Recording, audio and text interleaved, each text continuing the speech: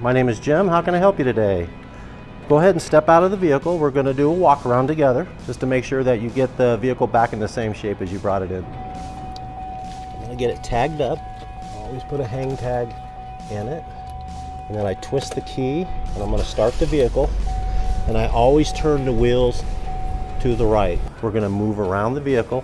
We're going to check the tires, the wiper blades, and the condition of the vehicle. Which I did notice there's a little bit of a nick right here.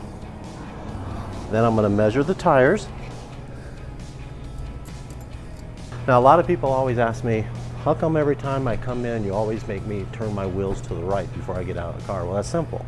That's so the tires are in the direction so I can physically look at them.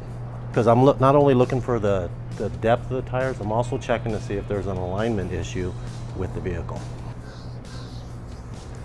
I always check the wiper blades to make sure that they feel good and you're ready for the rain, which these feel okay.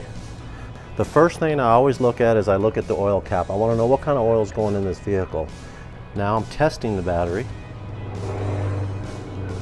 and the battery tested good.